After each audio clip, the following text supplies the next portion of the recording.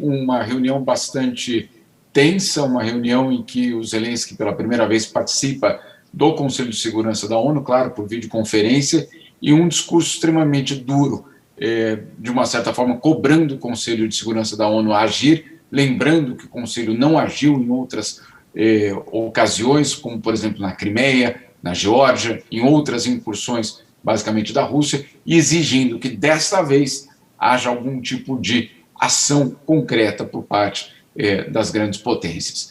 Insiste que, de um lado, a Rússia não cabe dentro do Conselho de Segurança com seu poder de veto, porque simplesmente impede que esses temas possam continuar na agenda, possam ser tratados, e quer, ao mesmo tempo, que a Assembleia Geral da ONU retire os poderes, basicamente, da Rússia para que, claro, o tema possa avançar. Isso é muito difícil, porque exige 2/3 dos votos da Assembleia Geral da ONU.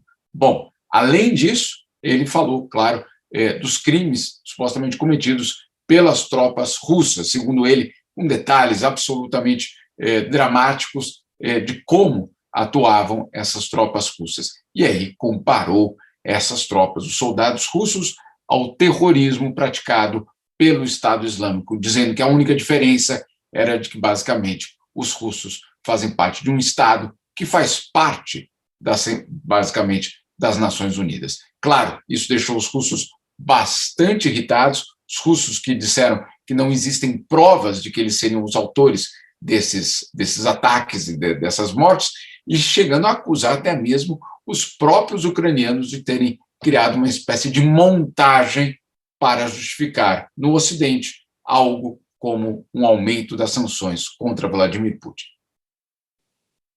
Até a gente separou uma reportagem que está lá no UOL também, o embaixador russo, né, desafiando ali na ONU o presidente da Ucrânia. É a coluna do Walter Maierovitch.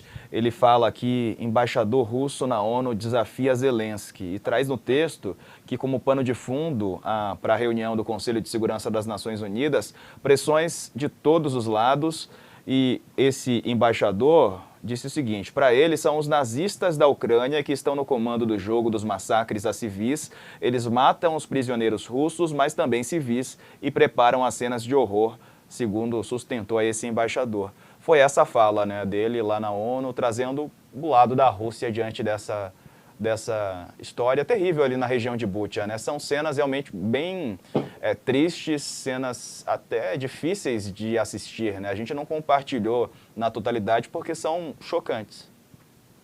São chocantes. O vídeo que a Ucrânia trouxe para o Conselho de Segurança da ONU hoje, eu vou te dizer, Diego, há 22 anos cubro isso, nunca tinha visto um vídeo com essa, vamos dizer assim, com esse caráter sendo exposto nos sites da ONU e durante a própria Assembleia Geral da ONU. É um vídeo muito forte, com corpos, inclusive decapitados, sendo mostrados, e, claro, crianças também. É um vídeo extremamente forte.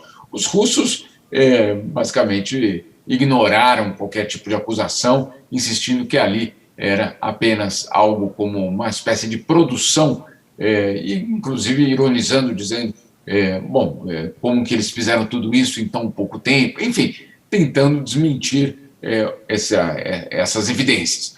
Vale lembrar que os russos já falaram algo muito parecido sobre os ataques contra aquela maternidade há 2 semanas, dizendo que era tudo falsificado, que de fato uma das pacientes sequer existia, etc, etc. Bom, a ONU, alguns dias depois, foi lá e confirmou que sim, a maternidade estava em funcionamento e que sim, aquela mãe que estava sendo carregada numa maca tinha morrido justamente depois de perder o seu filho naquela maternidade. Então, é um jogo, obviamente, dessas narrativas, mas fica cada vez mais difícil aos russos negar uma situação muito óbvia hoje, que é, claro, muita violência. Se todos os corpos ali fazem parte do mesmo, eu diria, cenário, difícil saber, mas a realidade, e pelo menos é isso que nós estamos vendo, é que temos aí mais de 11 milhões de pessoas fugindo do terror, nós temos aí mais de 1.500 mortos registrados e confirmados,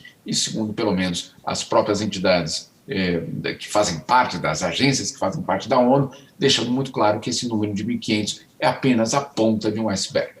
Jamil, e o Brasil nisso tudo? Como é que ficou a posição brasileira no Conselho lá na ONU?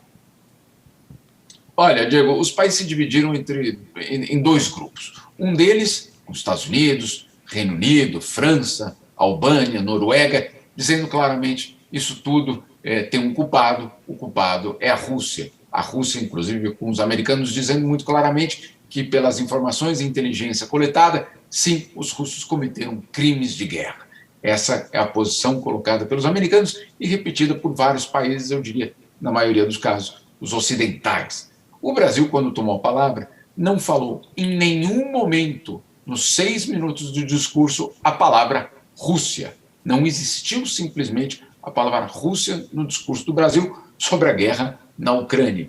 E o Brasil pede investigações, diz que, de fato, ficou bastante preocupado com as imagens que foram apresentadas, pede investigação independente, mas insiste, nada de pré-julgamento. Afinal de contas, precisamos aí criar uma situação para que justamente toda essa apuração possa acontecer. O Brasil de nenhuma forma indicou que chancela algum tipo de responsabilidade para o governo de Vladimir Putin. O Brasil não foi o único que adotou essa postura. O outro país que adotou exatamente o mesmo, eu diria, o mesmo tom foi a China, um aliado da Rússia. Pois é.